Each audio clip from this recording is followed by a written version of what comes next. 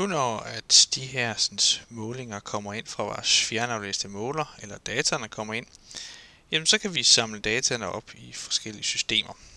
Og nogle systemer køber man sig til, og andre systemer laver man selv.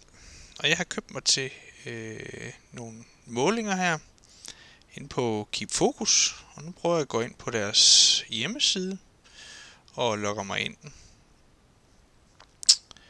på deres, eller på min side her.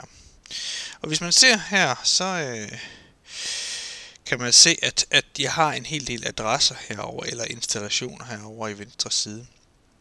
Og jeg har blandt andet en, der hedder Rørdalsvej 10, bygning A, S og V. Og hvis jeg ser hernede på min skala i venstre side, jamen så kan man se, at det er dagsforbruget angående deres elforbrug på den adresse. Og der kan man for eksempel gå ind og se på, hvad elforbruget har været den 27. i anden ved at dobbeltklikke på den her kolonne her. Og så skulle den gerne komme frem. Sådan. Herover i højre side, og så kan man se selve dagsforbruget. Man kan også gå ind og finde vandforbruget på den givne adresse. Der vil så komme her. Og så kan man gå ind og finde varmeforbruget i volumen. Og den kommer så her. Der skal vi lige ind og have trykket på autoscale.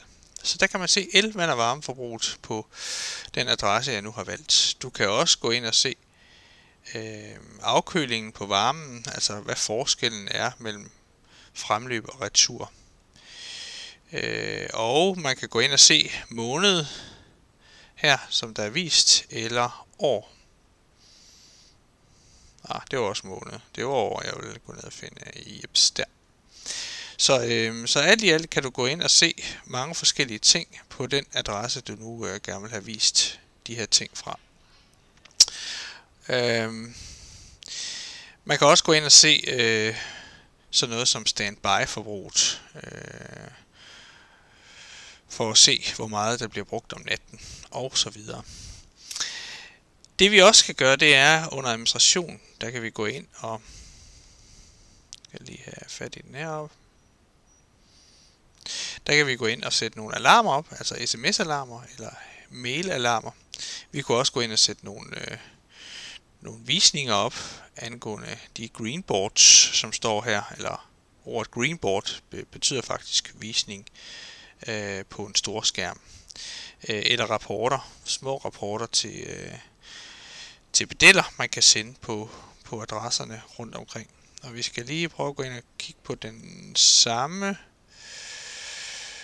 Så har jeg lavet en lille, der var den,